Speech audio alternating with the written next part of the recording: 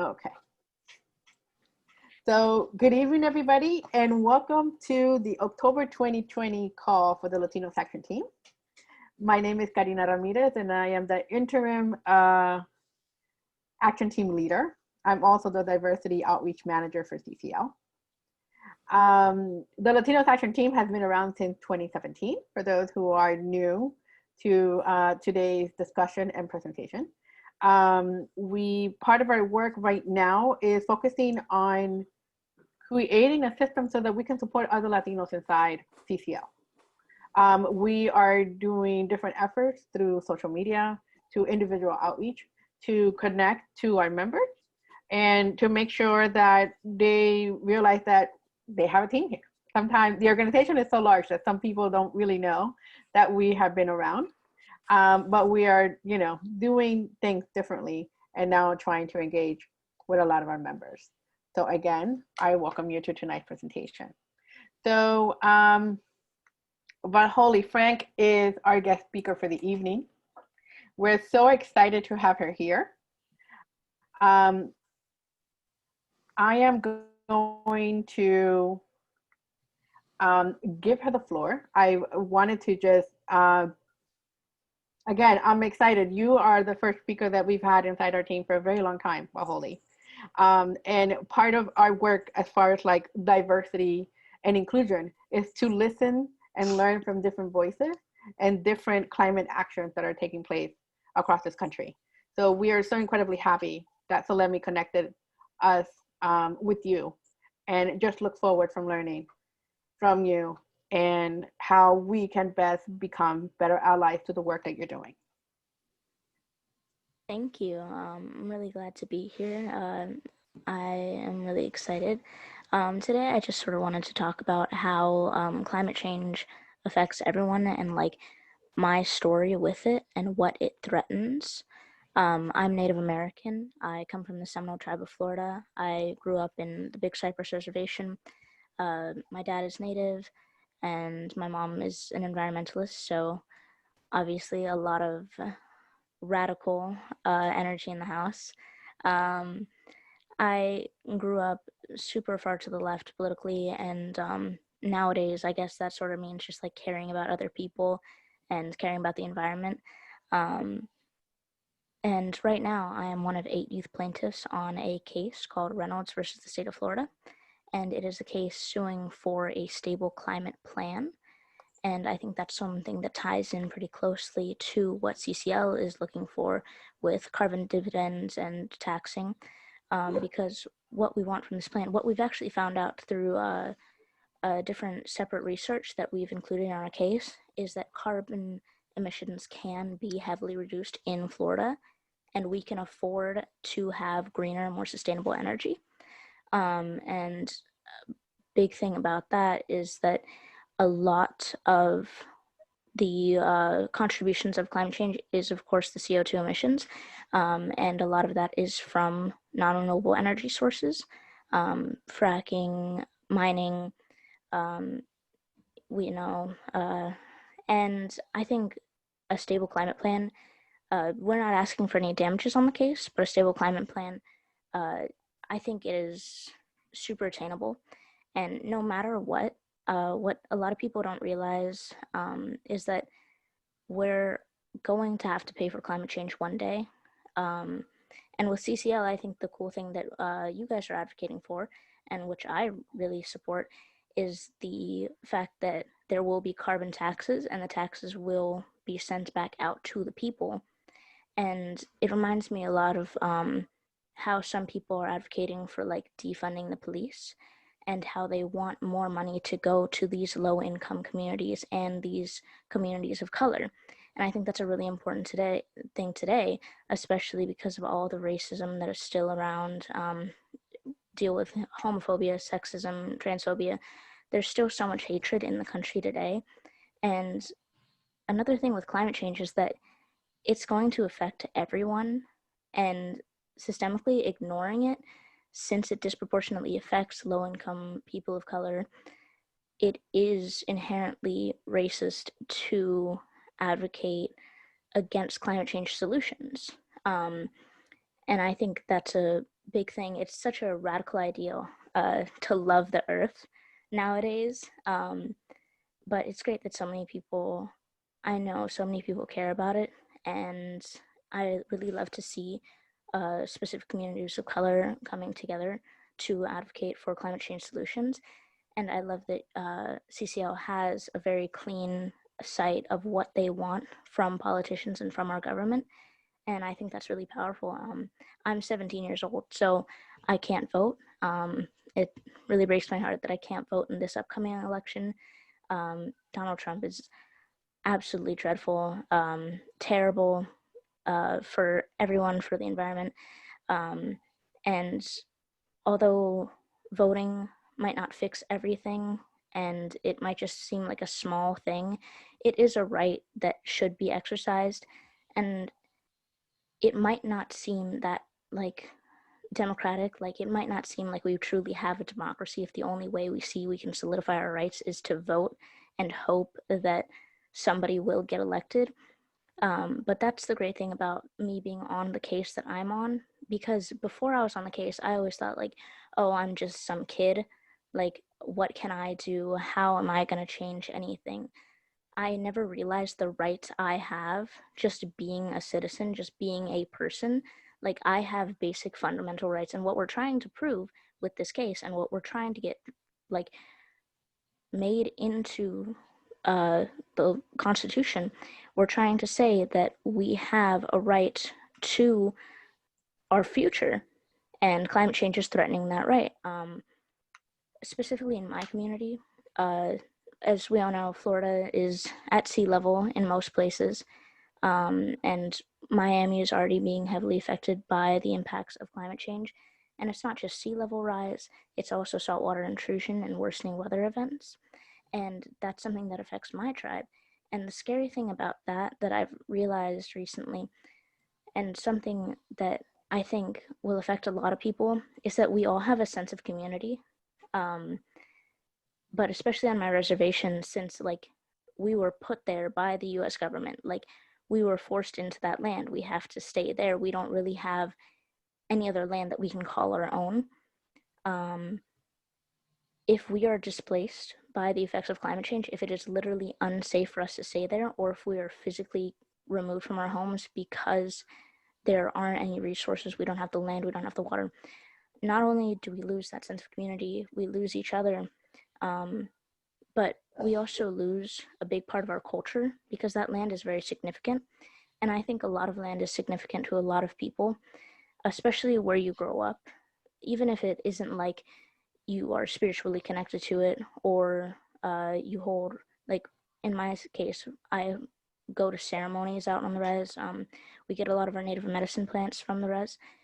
But even if that isn't a main part of the issue of losing that land for you, we all still have that sense of home, that sense of belonging. And I think the great thing about being together like this is that we are able to make communities just with each other. We don't need a specific plot of land to feel like we're home, but we all have that area. And no matter what, especially with like the population rising, there just won't be enough space for everyone, especially with the effects of climate change. And I'm actually going to link right now the link to more information about my case specifically. And through that website, ourchildrenstrust.org, you can navigate through and see more about the federal case. Also, the state cases. There are quite a few state cases. There's one in Canada currently, I believe. And it's really cool to see everyone making such positive change. And it's really great to see everyone here. And I sort of wanted to allow you guys to ask any questions if you'd like, and honestly talk about your own experiences, because I know it's really hard to think about a no future, to think how like we could just go nowhere. So I want you all to think about like what you're protecting and why you advocate for these climate solutions.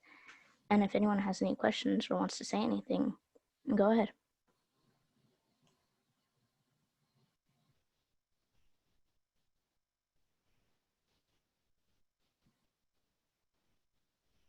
You want us to just speak in or raise our hands? What's the process? You can go right ahead.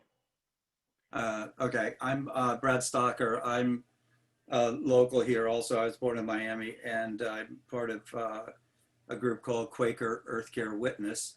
I'm a Quaker, and we are interested in what's going on with you. I had a couple of questions I wanted to ask. One is I wanted to know if your case is a part of the children's case that's going forward in the state, or is yours an individual suit? I also want to ask, is there a way for us to sign on and support you, and what other ways can we support you? Thank you. Yeah, I'm part of the case in Florida Reynolds v. Florida. I'm one of the 8 youth plaintiffs. And actually on that website, there is a place to sign a wall of support. And that just adds your name to show that you are in support of the case and what we're doing.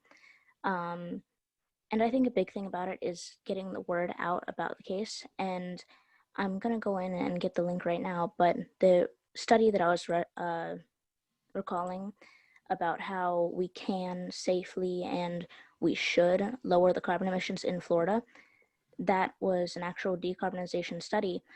And there was actually a presentation about it earlier today, and I will try and find the link to the study and I'll send it in the chat.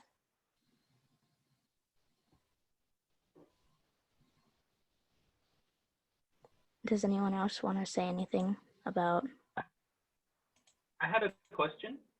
Yeah. Hi. So I know you mentioned that you're in Florida. You're also an indigenous activist who has that connection to the earth, especially with their culture. So I wanted to know, with that background, especially coming from a place where you're on a reservation where your people have been silenced in the past, and there's a largely conservative anti-climate viewpoint going on, how do you recommend organizing and getting through that? There's definitely there's power in numbers. I think a big thing about organizing is finding groups like this one, is being able to find people who will come out and support you and have a large amount of people to show that, like, whatever the government is doing right now, we don't agree with it.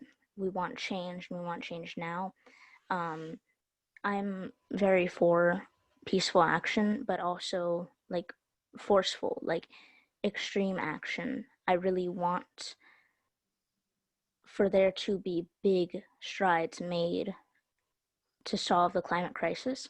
That's why I don't talk too much about like adapting to what is happening now. Like, I don't talk too much about like building seawalls or just sort of forgetting about it. Like, people saying like, why don't you just buy a house like higher up, like higher elevation? Because it's something that will progressively get worse. It's just a positive feedback loop of worsening effects of the climate.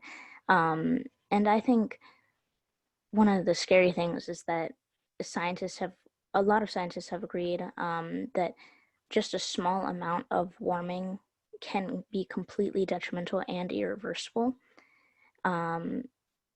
And what I feel is empowering is just knowing that I have those rights and that they need to be protected. And even if you don't share the same party as the candidate that's in office now, it is still their job to be there for you. They are your representative. You do not have to just agree with everything they say. You don't just have to sit back and be silent. I see so many people coming forward and raising their voices, and that's a thing that I really love about this generation. And I think a really powerful thing is education and learning, and especially now in quarantine. I know it's difficult because a lot of people are struggling, whether if they have loved ones who have the virus or if it's just hard to get by because of working in these dangerous conditions. But I see all of you on the Zoom call, and I'm sure it would be pretty easy to educate yourself. And the great thing I see sprouting up right now is people realizing how climate change solutions must be intersectional. It's sort of like how feminism has to be intersectional. And it shows that, like, no matter who you are, it doesn't matter your age, your gender, the color of your skin, where you come from, like, everyone will be affected by this, rich or poor. You're going to be affected one day. People you know are going to be affected. And I think just working together, of course, we uplift our communities. And that's what I do a lot with Indigenous people. I like to hear people's stories, and I like to hear more about tribes around the world. But I also love to see so many people supporting, even if, like, you aren't necessarily a part of my community. We're all still connected because we're all activists. We all care about this thing. We all know how it's going to affect us. And we know that we deserve that future and that right to life.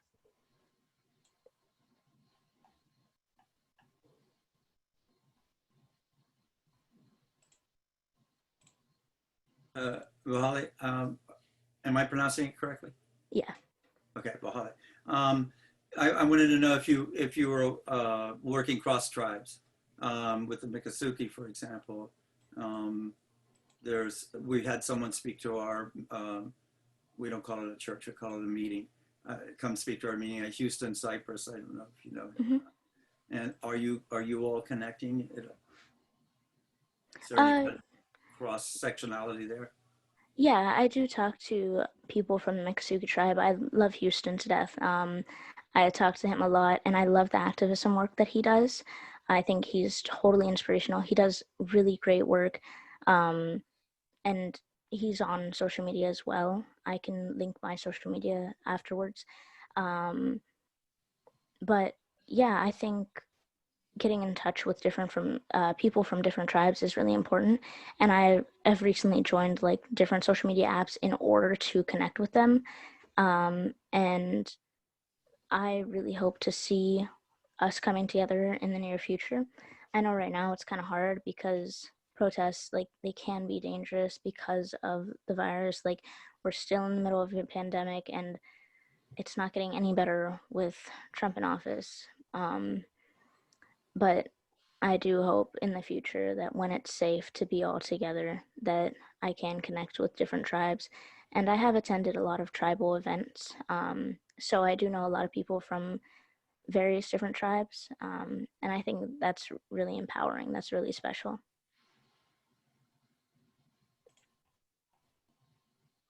Valholly, I was going to ask, since you mentioned COVID, how has your particular tribe been impacted by COVID itself?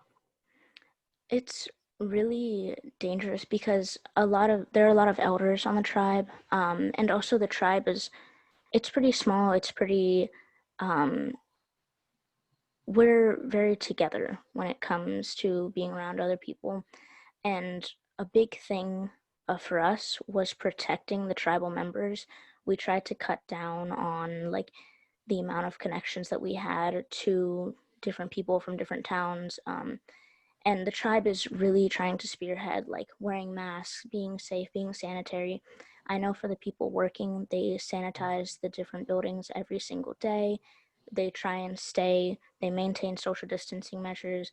They wear their masks, and there's things all around the res that just remind people to wear masks. And whenever I've been in BC and I've had to go into places, a lot of places are either shut down or, like, they are very safe. They're very strict about that, and that's something that's really baffling about like, the United States in general.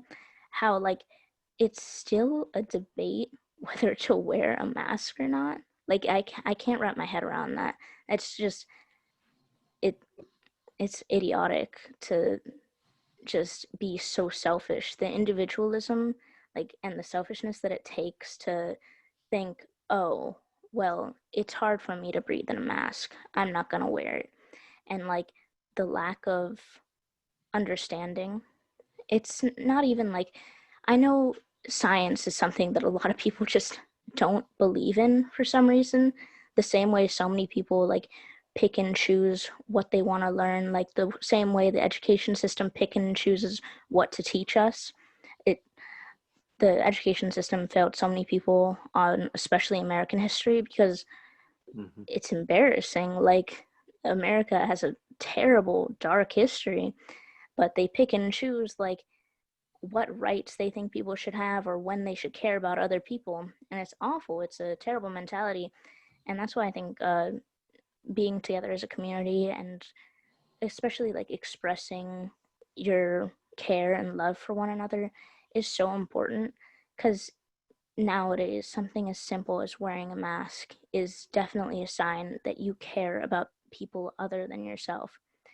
And it's really not that difficult, but the tribe has been trying to stay very safe during this time.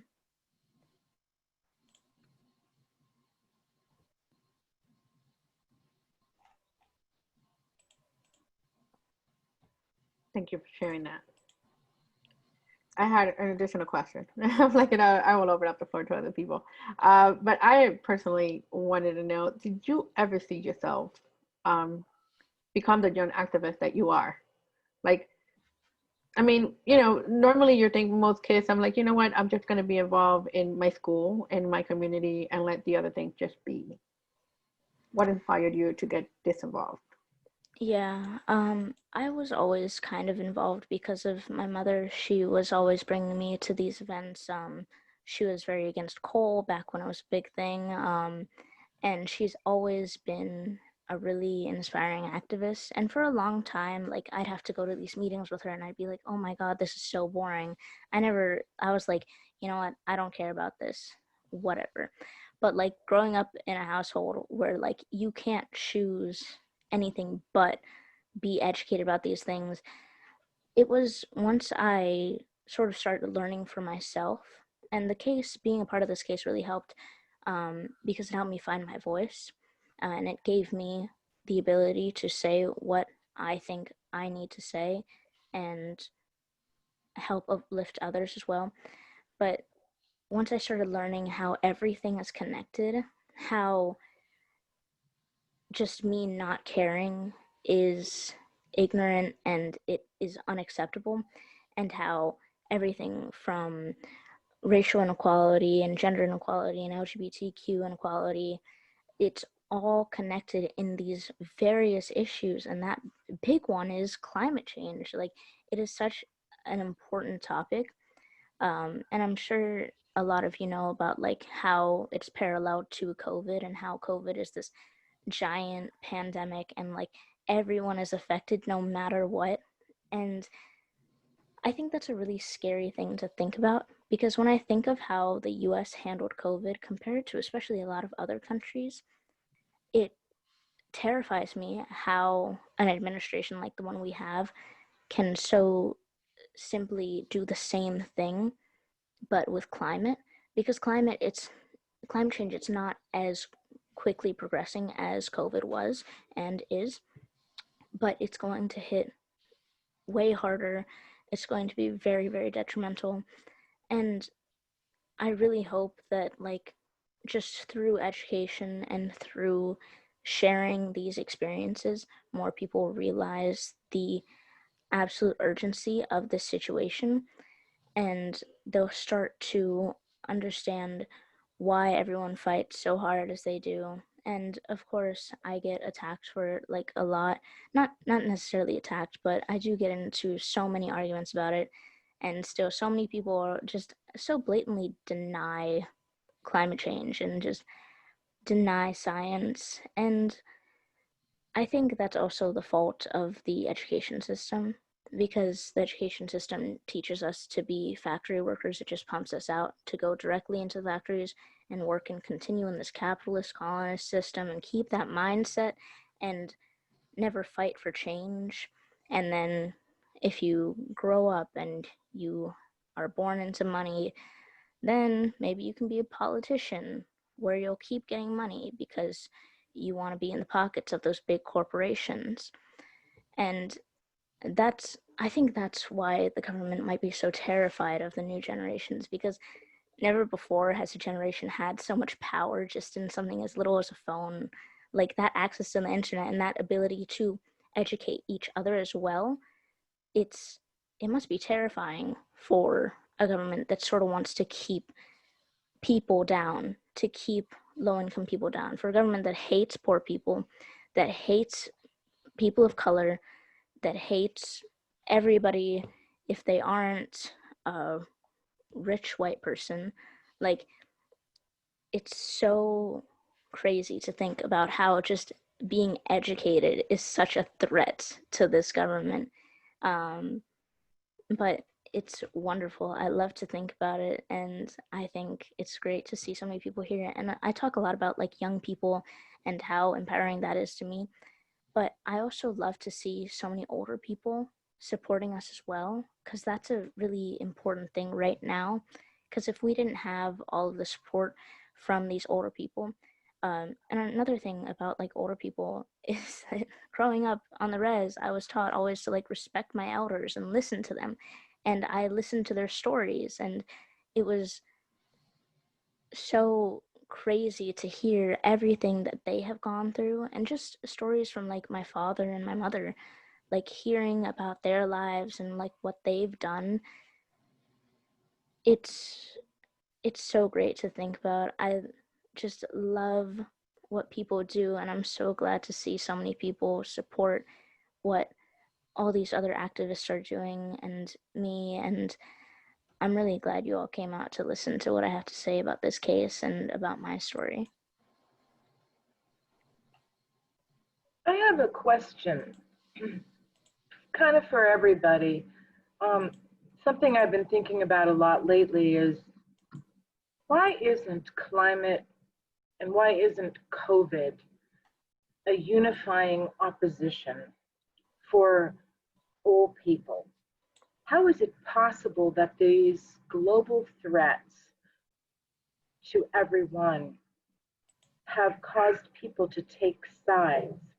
And in this country, Republicans or Trump supporters are climate deniers and COVID deniers. How is it possible that the propaganda machine has been so effective that we don't attack these problems together? Isn't that remarkable? I just can't wrap my brain around it. I think that honestly leads a lot back to just the selfishness of people today.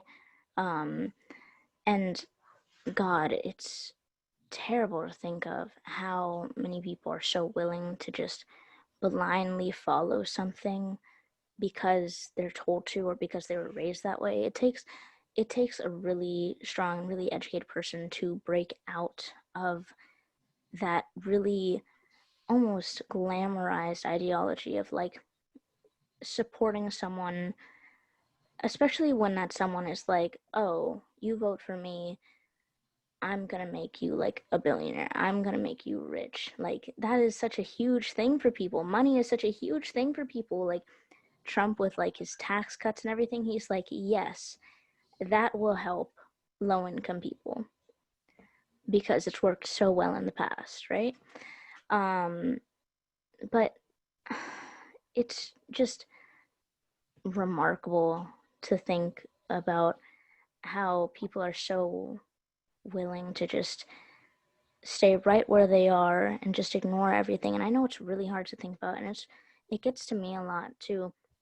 It's scary to think about my future, and it's scary to think about how people like are having kids now and they're growing up in a time like this. It's so, I mean, this is not really too related to climate change, but especially with this administration, like a lot of LGBTQ plus people are slowly seeing like their rights, like this administration is actively trying to strip away people's rights. Trump just recently, he tried to take away diversity, inclusion in workplaces because it's racist.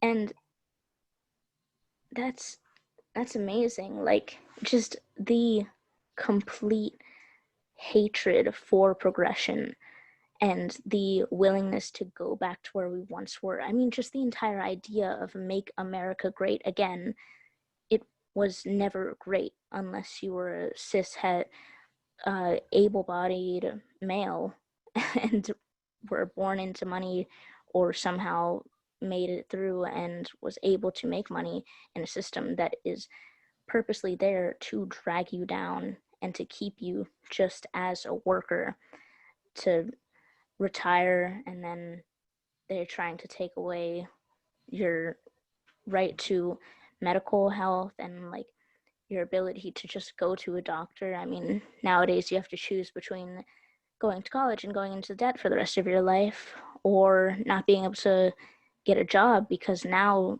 jobs almost require a diploma and require a degree. It's insane. All of it is just because of money, and it's so evil. And like, I think just the sheer thought of like love being more important than money and caring about people more than you do how much is in your pocket, like that is so radical. Like just caring about people is a radical idea, and they try and scare people, because making everyone seem to think that being radical is a bad thing, when I mean, it's not even truly radical. It's just being a decent person. It it's so terrible to see how everything is connected, and to think about the greed in this country and around the world.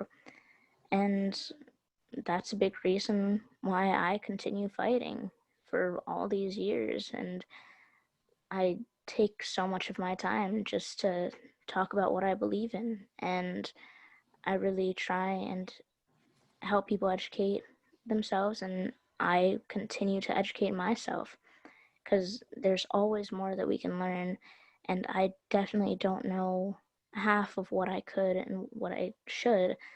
But yeah, love and education, that is a very, very progressive thing, and that's a big way to overcome that greed and that pure evil that comes with just wanting another dollar.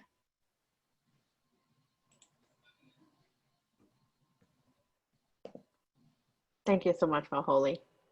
You mentioned at the beginning of your discussion that you wanted to learn about the people that were here in the room. So I wanted to take this opportunity to have us just introduce ourselves to you.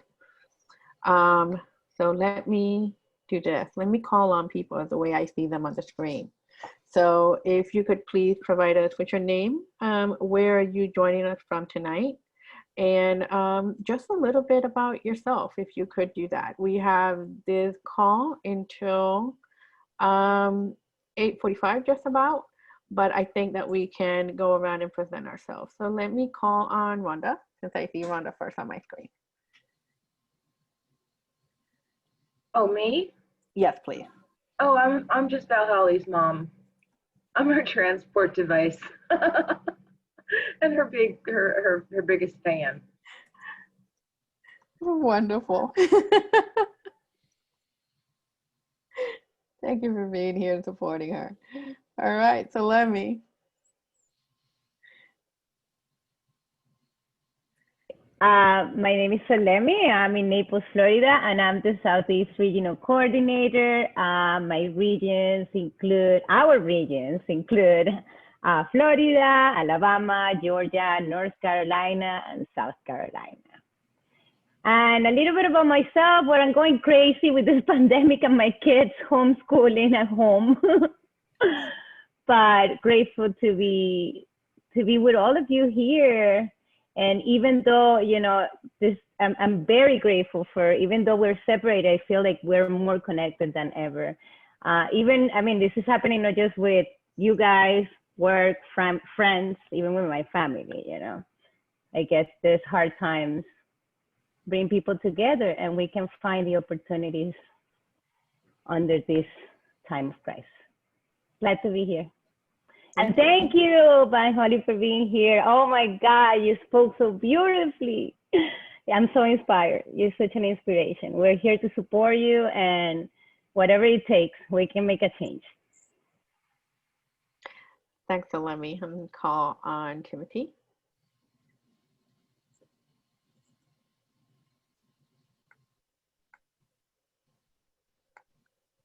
You're muted. There you go. Okay, my name is Tim Gunter from Fort Smith, Arkansas. I'm with the Fort Smith chapter of CCL.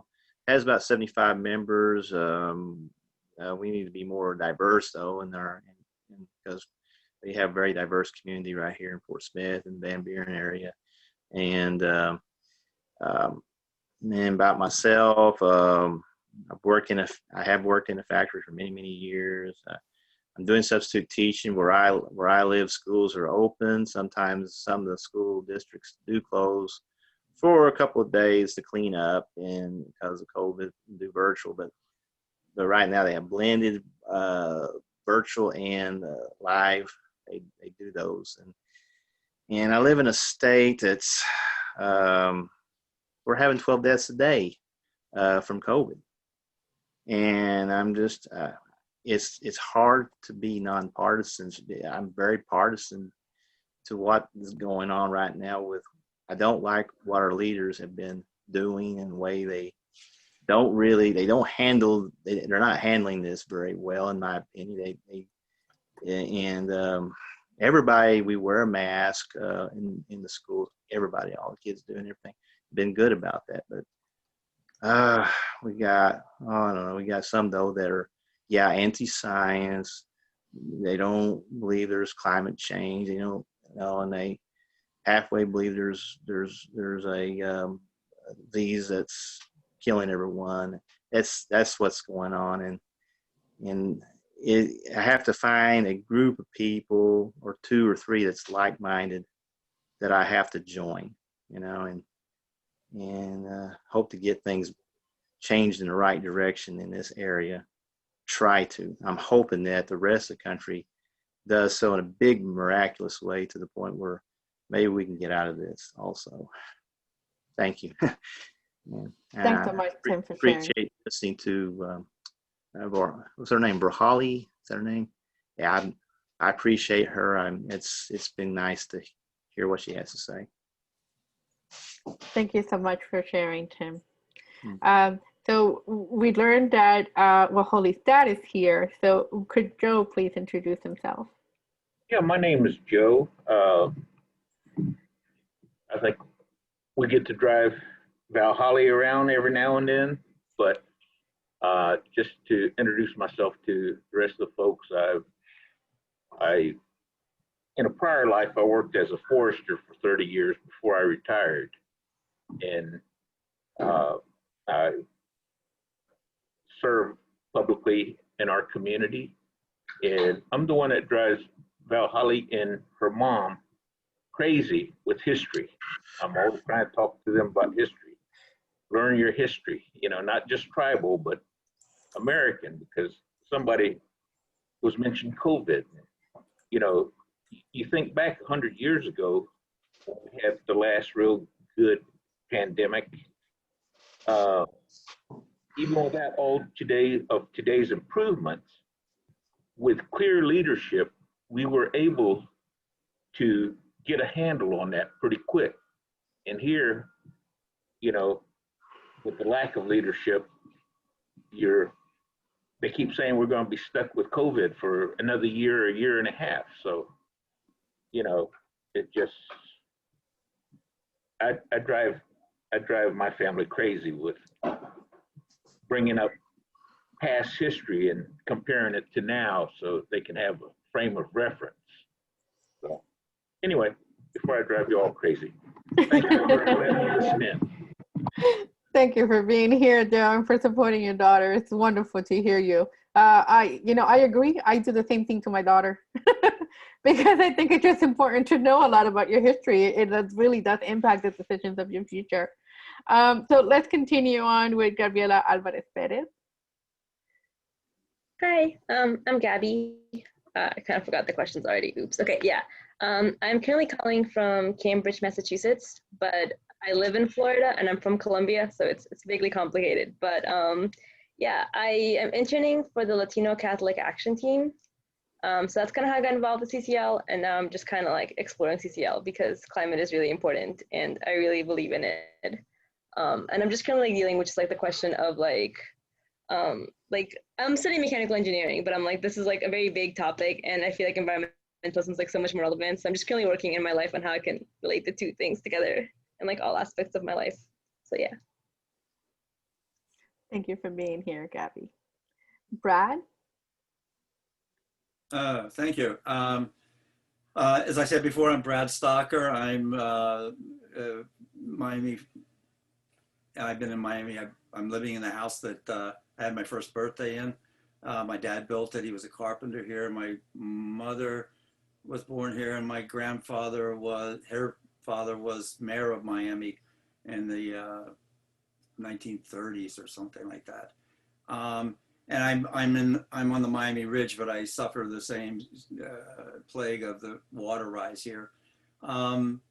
I wanted to answer your mom's question in a short form. And one of the reasons I think we're so split on the pandemic is the same reason that we have racism and the other divisions. And it's an intentional division to keep us separated because it's easier to control the population that way. So the people in power instigate that and they keep it going. And racism was, I remember being in school in Georgia, and one of the things that they were saying was, well, at least I'm white. And you know, and that was part of the way they divided the poor people is by racism. So that's a short form, and I recommend Howard Zinn's history of it's just from the people's point of view as opposed to people's some history of the United States. Yeah, it's some of the, as opposed to some of the stuff we get fed in school. And before I concluded, I wanted to say, Valholly, if you would take back to your tribe, and I know you are because you're going to get in the car with your mom and dad at some point. And we have Quaker Earth Care Witness, which basically is seeing the connection of spirit and science in the universe story. That's the short form.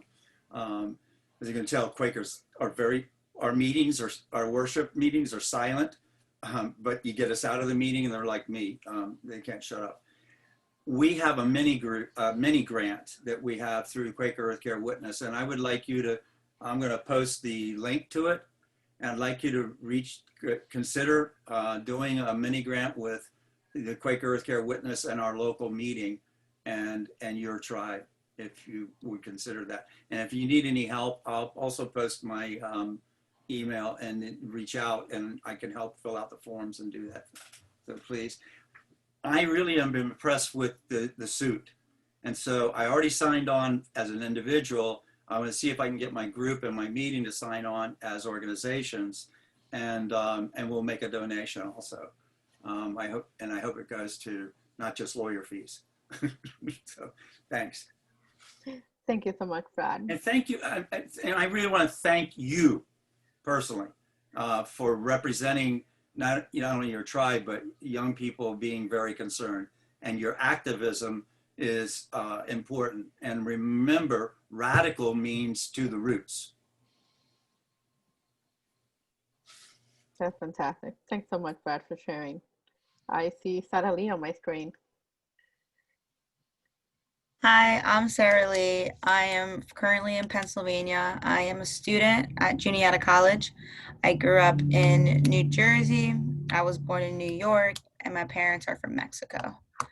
I am interning with Karina as a diversity, equity, and inclusion intern. And I'm here for the same reason everyone else is here, to fight for a climate solution, you know? Like what Valholly said, very inspiring how enough is enough and we got to speak up. We got to go be as radical as Holly is, you know? Valholly, sorry. Thank you so much for sharing. And next on my screen, I see Catherine De Leon. Yeah, I'm joining you from Miami, a sunny Al's Beach, the northern part of Miami-Dade. But I'm originally from California and lived in Mexico for a while.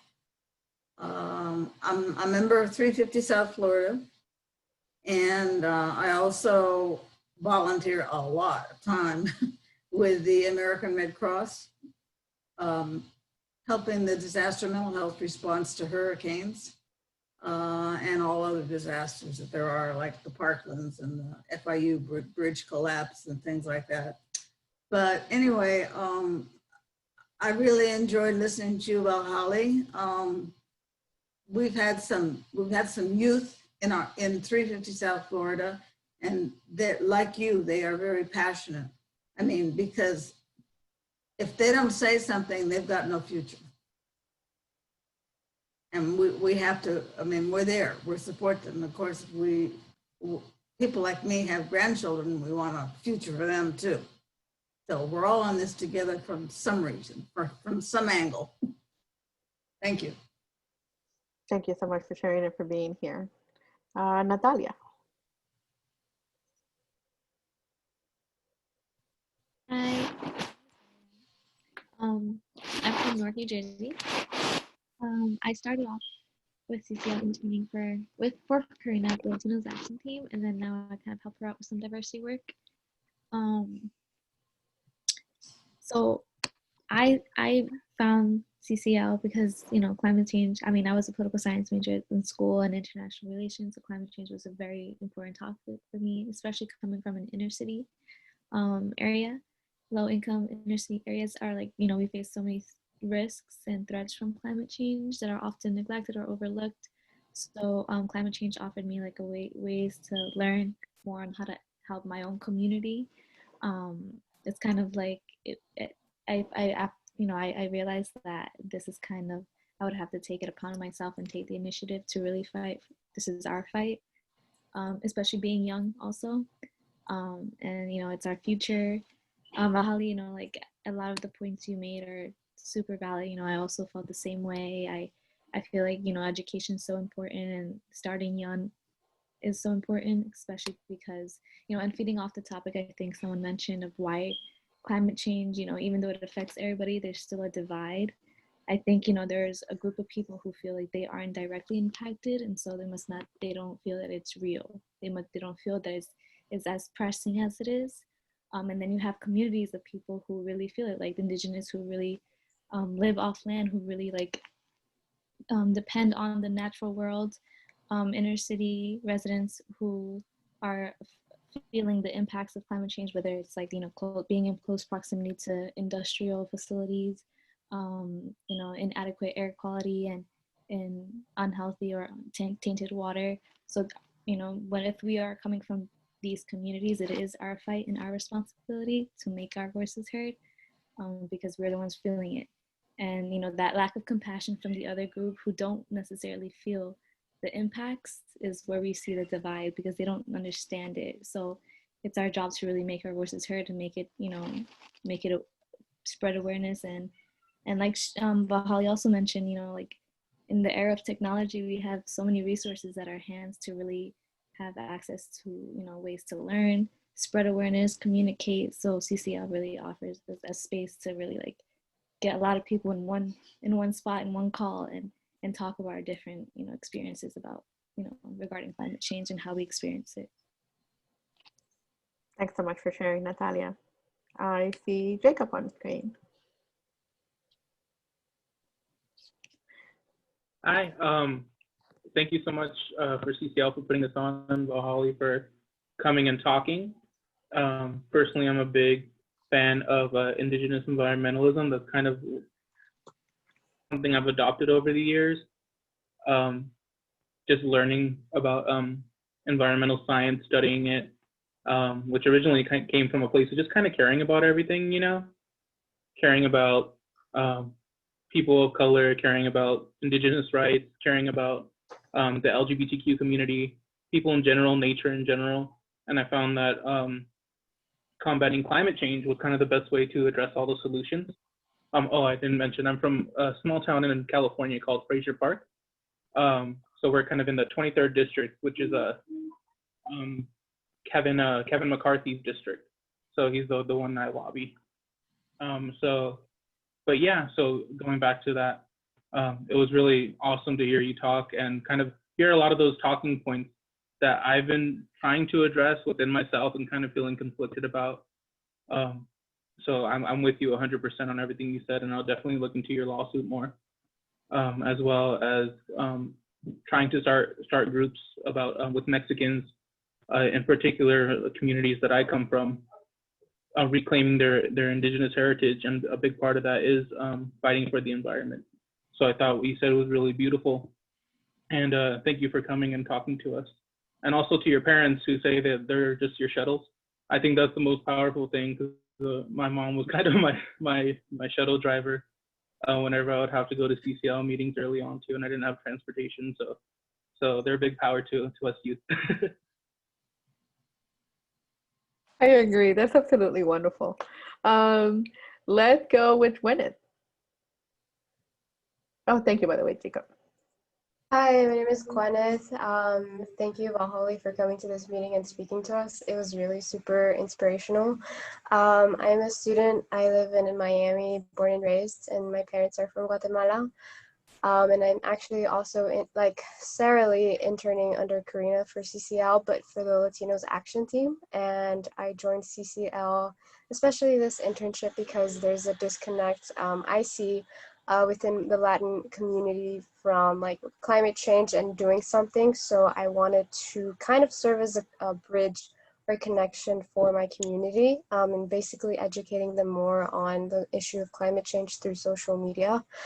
And I really like, and I totally completely agree with your statement that, you know, there needs to be intersectional advocacy, whether that be gender equality or, you know, feminism, climate change. It all has to be intersectional, because we are all equal members of this society, or at least that's how it should be, and that's what we should be advocating for. So I really love, you know, you're 17, and, you know, at 17, I wasn't doing anything. I was just like studying, doing like absolutely nothing, but you're here advocating so early on, and, you know, it's up to us as young people to do it. And thank you so much for talking to us. It was super, super amazing. Thanks so much, Gwyneth. Let's go with Selena.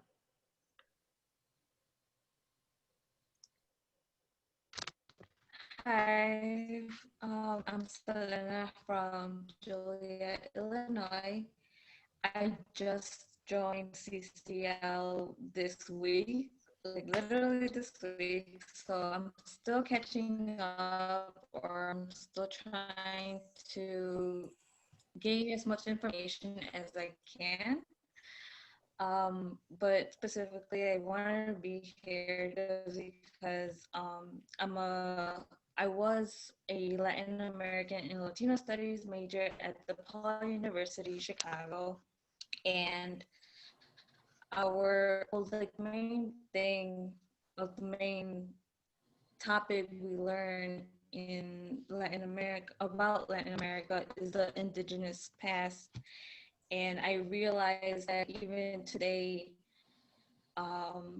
like we glorify it a lot, and a lot of Latin American people don't realize that there's still indigenous groups still today who are still, I guess, being mistreated or treated as they're not there, but they're there and they're alive and they're still striving.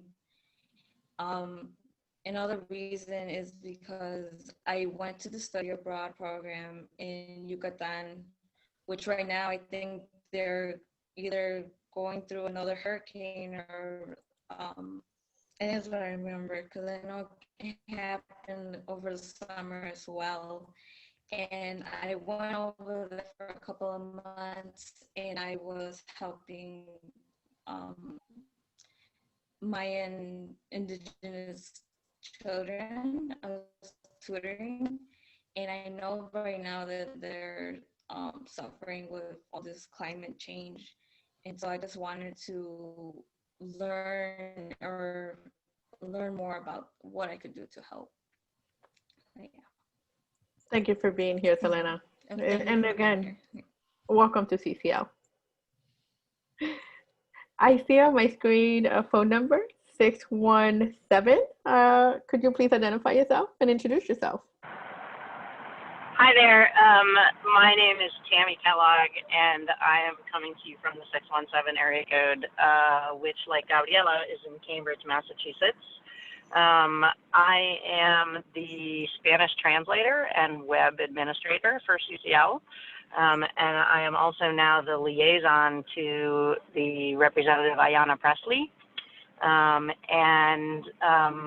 I ended up being a Spanish translator because I lived in Panama for about 5 years, and I was there to work with the indigenous Embera and Waunan people to help preserve their language and their ancestral practices. So I'm very honored to be on this call and to listen to Valholly, and I want to thank you, especially for emphasizing that it's the love that makes the difference, and that we extend our love for the planet and for nature and Mother Earth and extend it to each other, and that's really the way out. So thank you all. Thank you, Tammy. You'd think for the longest time that I will remember the first 3 numbers of your phone number, but I can't. Definitely wrong. All right, and last but not least, I have Brian. Brian, could you introduce yourself? Okay, I'm Brian, and I'm also another Quaker from Miami, and also active with local environmental groups. And so there are many groups in Miami that would be interested in working with you. And among them that you could really participate next year is Democrat, part of the Miami-Dade Democratic Environmental Caucus. So we're a bunch of environmentalists who are Democrats who want to make our party greener. So found that that's also a good place to work from. And again, with Brad, I've met Houston and really like him a lot, and want to help Native Americans, and I understand a lot of your plight. I was fortunate to go on a prayer walk with him, and that was very moving. And I think that's about it. Nice to meet you. And thank you again for giving this presentation. Thank you so much, Brian. It is 9:04. Normally we stop on time around 9, but there are some things that I would like to share. Valholly and family, you're welcome to stay to learn about the activities of the Latino Action Team. But everyone else, if you can just give me just 10 more minutes of your time, I just wanted to share a couple of updates. Is that okay with everybody? Yes, I'm seeing nodding heads. Okay, so let me share my screen really quick.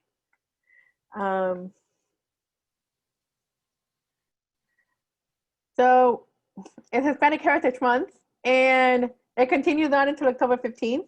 So if you check our social media pages at CCL Español or CCL.EE on Instagram or CCL Latinos, you can see that we've been sharing stories that deals with culture and things that are related to just Latino news and anything that we could share out there in order to celebrate our month.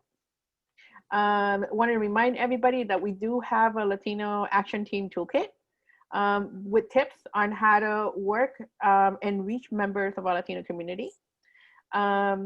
If you are new to the team, please send me an email so that I can add you. We have a team roster. And normally I keep one so that we can email you individually. Although I am trying to encourage everybody to join our community page inside CCL so that I can just send you a message directly from there. A while ago, earlier this year, at the beginning of COVID, I went and I set up like a small fund that it was done through help with individual donors. So I went to friends and I was thinking, just because of COVID and what I was seeing, that people were going to need assistance, either paying a phone bill, paying an electricity bill. And I thought, wouldn't it be good to have some funds to help people out? So we have helped 3 individual CCLers who needed assistance. And there's still a little bit of money left. So if you need any help paying a bill, let me know. Send me an email and I am happy to help you out. Something that we will discuss in the future is the possibility of creating an endorsement letter for our team. A lot of the work that CCL does is trying to get support from different kinds of entities. And we thought as a team that maybe we can put a letter together so that we can make our voices heard and say, we, the Latinos of CCL, want to support carbon pricing. So with help of our interns and other volunteers, I came up with this letter. You're welcome to read it. It's going to be sent in the notes after the meeting. I will be posting it in community. I am looking for people to read it further, maybe provide some suggestions for edits if you have any particular concerns about the letter. But the idea is for us to be visible as a community and put something out there where we can encourage other Latinos to come and support what we are trying to do here at CCL. If you haven't heard of Braver Angels, there's still training going on. Braver Angels is training that pretty much helps people navigate the difficult discussions that can happen between people that think differently and help them create better relationships. There's 3 coming up, 1 in October, 1 in November, and 1 in December. The information to register will be available on our notes. As usual, if you see pictures on our social media pages of people and their stories, we call them the volunteer spotlight. I am still looking for people.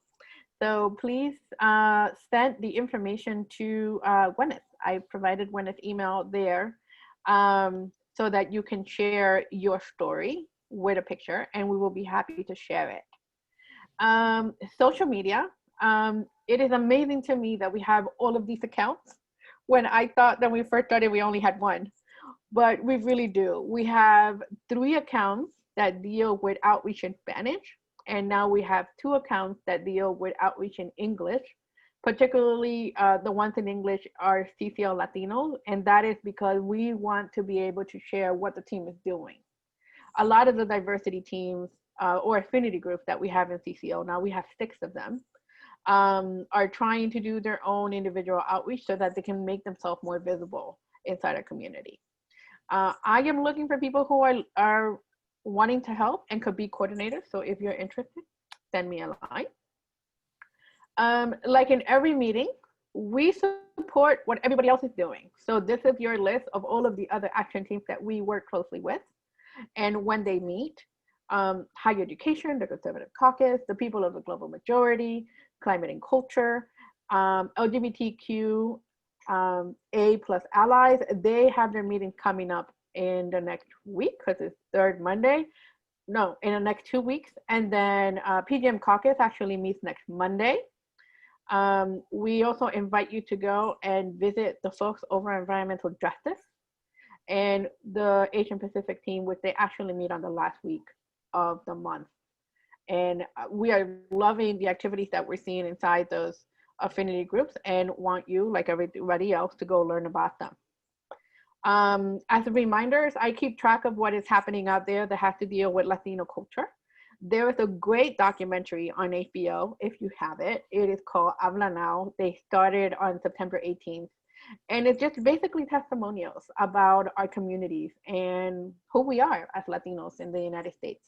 I saw it the other day and I was basically in tears because it just deals with a lot of stories of things that we are facing as a community. So I highly recommend that you take time to go see it. Cannot fail to remind you that the census is still going on. It's been extended to October 31st. So please go to 2020census.gov and fill out your census if you haven't already. Encourage other people to do so. The other thing that I didn't put on the list is you can still register to vote. So here in Florida, the registration deadline already passed, although I think I saw some news that they want to extend it. So there's going to be some hearing at some point to discuss extending more registration time. But if you haven't registered to vote, please do so. I have been doing this with my family. So we're actually, we all got our mail-in ballots, so we're gonna vote tomorrow and physically take it to the Supervisor of Elections office as a community. So I'm excited that I'm able to do that and be able to vote in this year's election. The next time we meet will be November 12th at 8 o'clock Eastern, which is our usual hour, the second Thursday of every month. The other update that I want to give you is last month we met for a second meeting because we normally host once per month, but we had a second meeting to sort of talk about some of how we were structuring our team because we took a survey over the summer to some of our Latino members, and 48 people responded and basically shared so many ideas with us about things that they want to see. Things like a newsletter. They wanted to have different times that maybe we could meet, probably work together on different projects. And there was a lot of stuff that they wanted. But because of the people that were able to make it to the meeting, we just decided on 2 initiatives that we want to focus. One of them being we want to be able to continue to promote our social media and just make it stellar. I mean, this year, the amounts of activity that has happened on our social media pages have been absolutely amazing. And I really have to thank the interns that have been coming on board and supporting us in the team to make this as special as it is. So we're going to continue to enhance our social media. And the other project that we're taking on is just cultivating our relationship inside with other Latinos in CCL. We want to be able to create a sense of community here. There's still, like I said earlier in the call, there's a lot of Latinos that sometimes don't think that we're here. So we figured we start inward before we begin to do the outreach outside, although through our Instagram pages, we have a lot of people that have been interested in learning about what we do as a team and what a CCL does. So I am encouraged by the activity. So with that, I just want to say muchas gracias. I have been asking for people to send me the list of their favorite songs so that we could add it to a playlist because I am all about music. So you can send me an email and I'm about to put it in the chat. To people listening to this recording is karina.ramirez@citizensclimate.org. But we're going to make a Latino playlist just like the PGM Caucus has their own international playlist. Because we like to start things here with song. And we didn't do that much at the beginning of today's meeting. But with that, I just wanted to say thank you so much to Valholly and her family for being here today, for sharing your story and for inspiring us. And please come back and spend time with us. We have a conference coming up in December, the weekend of December the 6th. And we will be sending more information about that. I believe the registration for the December conference opens up this weekend. So we're going to be sending the link with information, and it's free in the next couple of days. And our meetings in English or Spanish, we've been asked that before. Normally, the majority of our meetings are held in English because of the people that show up. But in any case, if anyone feels that they're more comfortable in Spanish, I don't mind because I am happy to translate. But a lot of our meetings are held in English every single month. And that is it. So it's 9:15. And I just want to say thank you for your time. And we shall see you next month.